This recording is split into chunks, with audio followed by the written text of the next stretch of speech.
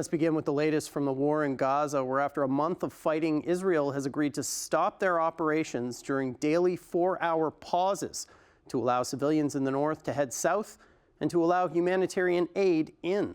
It comes as France hosts an international conference on humanitarian assistance for Gaza, and as Global Affairs says, another 32 Canadians were able to leave the Strip after the Rafah border crossing into Egypt reopened today.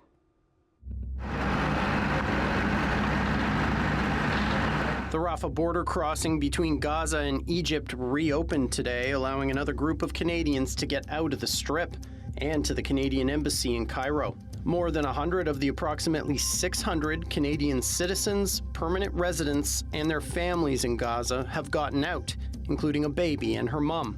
Canadians are being contacted as we speak and will be met later today by diplomats on the Egyptian side.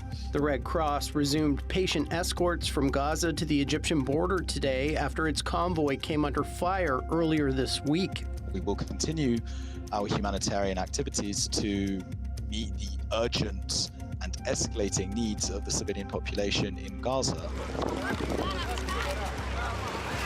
Thousands more Palestinians walked out of North Gaza today, past Israeli tanks and dead bodies, as they try to escape intense fighting between Hamas and Israel.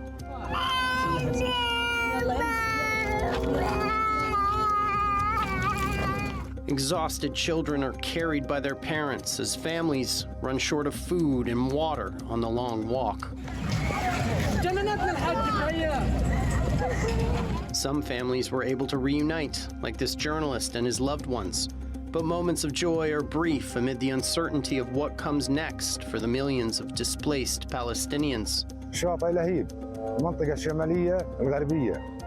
The Al-Shadi refugee camp is burning, he says. The whole northern and western areas of Gaza are as well. What we see today is a plan for a second Nakba. Nakba refers to the war of 1948, when 700,000 Palestinians fled fighting or were evicted from their homes. Today, U.S. President Joe Biden welcomed Israel's decision to commit to daily 4-hour military pauses to allow people to flee and to allow humanitarian aid in.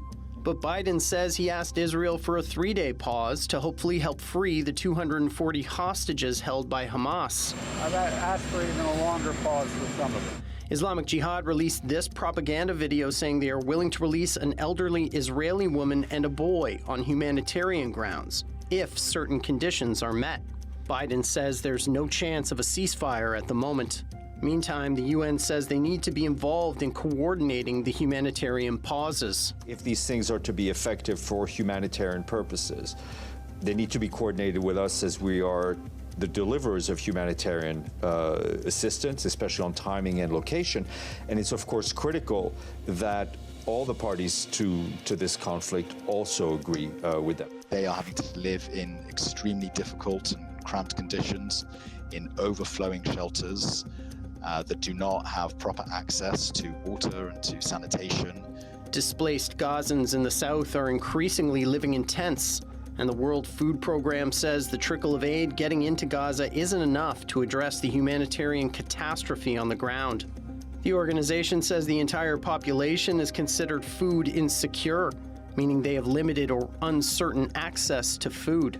Before October 7th, there were 400 to 500 trucks going in a day. From that, right now we're entering 40 to 50 trucks. More than 80 countries and international organizations met in Paris today to coordinate aid and assess how to help the innocent civilians and injured in Gaza, as concerns that the war could spread remain. Then the current conflict is a wildfire that could consume the region, that could spread, and that we will think these have been the good days when we see what may happen tomorrow.